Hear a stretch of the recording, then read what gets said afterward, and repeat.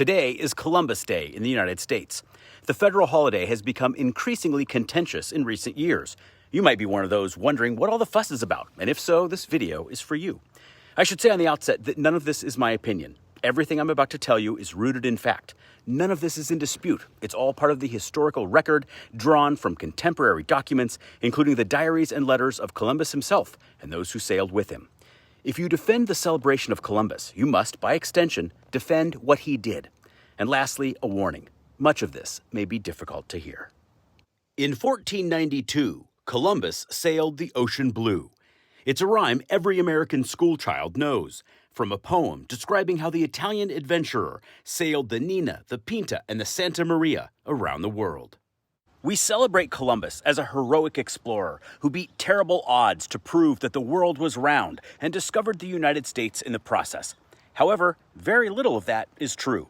Christopher Columbus is not the hero you were taught about in school. To start, no serious thinkers in 1491 believed that the Earth was flat.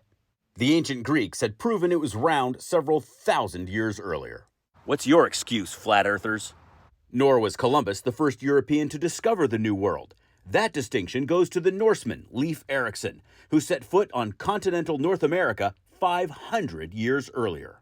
And obviously, indigenous people had been living here for tens of thousands of years. We first come to realize that Columbus might be less than honorable near the beginning of his first of 4 round-trip voyages. On October 12, 1492, a lookout on the Pinta called out, having sighted land. The Spanish crown had decreed that the first person to sight land would receive a lifetime pension. Columbus merely said that he'd already seen the land and claimed the prize for himself. He touched down on an island that he named San Salvador. He believed he'd just made landfall in Asia, but he was really in the Bahamas. Columbus was looking for a shortcut to India, but was thousands of miles off course, not exactly lending credence to the belief that he was a masterful sailor. In fact, the only reason the indigenous people of the Americas are called Indians today is because that's what Columbus called them, mistakenly believing he was in India. Columbus never acknowledged his mistake, even when other voyagers showed him to be incorrect. For this reason, the American continent was named after the New World explorer Amerigo Vespucci, and not Columbus. Columbus and his men soon encountered the local population, many of whom wore gold decorations. On his very first day in the New World, Columbus kidnapped half a dozen natives to keep as slaves, insisting they guide him to their source of gold. He wrote in his diary, "As soon as I arrived in the Indies, on the first island which I found, I took some of the natives by force." He regarded the natives as simple and unthreatening. Quote, "I could conquer the whole of them with 50 men and govern them as I pleased." In a letter to the Spanish crown, he erroneously claimed that the natives desperately needed to be converted to Christianity because they were cannibals who ate each other and drank the blood of their victims. None of that was true. This last bit is still taught in some American schools today. When Columbus left, he did so with 25 native slaves. Only 7 survived the sea voyage. Upon his return, he lied to Spain's Queen Isabella, describing a world of opulent and abundant wealth. Rather than 3 ships, the Spanish crown sent him back with 17 ships and nearly 1,500 men, armed with swords, crossbows, and cannons, to establish permanent colonies. On November 22, 1493, Columbus landed on Hispaniola, present-day Haiti and the Dominican Republic, where he'd left 39 men from his previous voyage.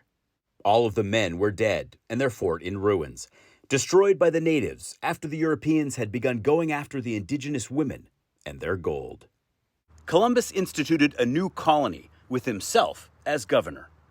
Like nearly all European conquistadors, Columbus was convinced the New World was drowning in riches and ordered every indigenous person he came across to hand over any gold they might have.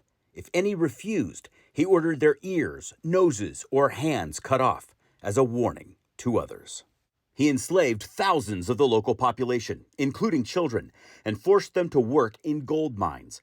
He bound all of them to long chains via shackles around their necks.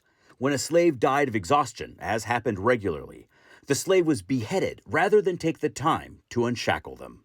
Rather than submit to Columbus, tens of thousands, perhaps as many as 50,000 of the native people committed suicide, many by fleeing into the countryside and leaping to their deaths from tall cliffs.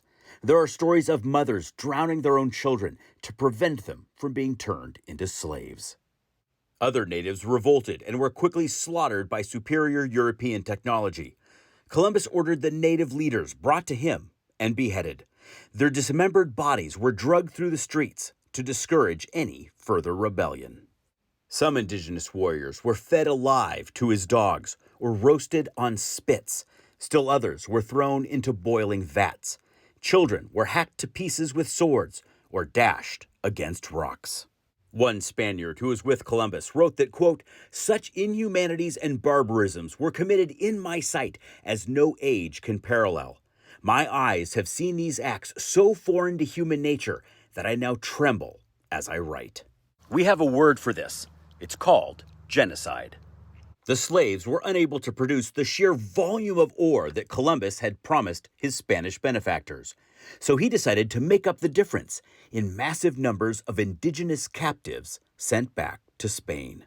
Columbus was the first European to send slaves across the Atlantic, kicking off the transatlantic slave trade and centuries of brutal and violent colonization of the Americas. Of the 500 prisoners in his first shipment, something like 200 didn't survive the voyage. Then there are multiple stories of Columbus rewarding his lieutenants with native women and girls as young as 9 or 10 as sex slaves. His own diary records these transactions. One of these noblemen recounts in lurid detail what he did to one of his sex slaves. I literally cannot describe any part of the sexual torture she endured because this video would be removed and my account deleted if I did. And if you think Columbus was only a monster to occupants of the New World, well, think again. Roughly a year after his arrival on his second voyage, 2/3 of the Europeans were dead from disease and famine. Columbus whipped starving Spanish citizens for trying to trade gold for food. He ordered that hungry thieves lose their ears and noses, have nails driven through their hands, or even be hung. One woman was stripped, placed on the back of a donkey, and publicly whipped. Another had her tongue cut out, just for insulting Columbus. By the time of his third voyage, word got back to Spain of Columbus's incompetence, tyranny, and barbarism.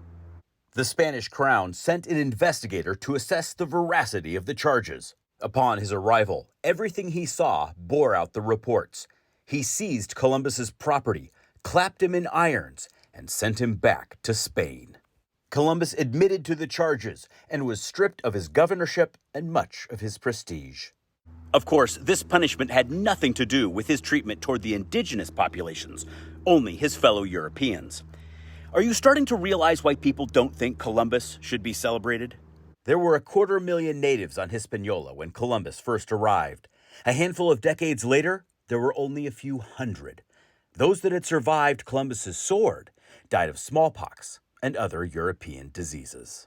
Columbus was an obscure historic figure until the period following the American War for Independence.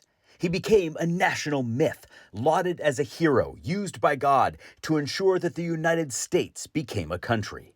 Statues began cropping up, depicting the explorer standing valiantly beside cowering, inferior, savage natives. This one here even stood outside the U.S. Capitol until the mid-20th century. The American Columbus myth continued later as Italian immigrants, confronting a wave of nativist hostility and virulent prejudice, began to hold Columbus up as a father of America, a sort of savior and Christ figure. The Catholic Church even attempted, unsuccessfully, to have him canonized.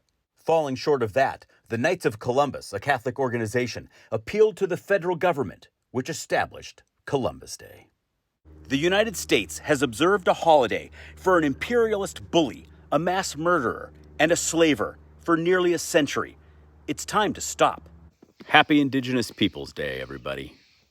Stay curious, my friends.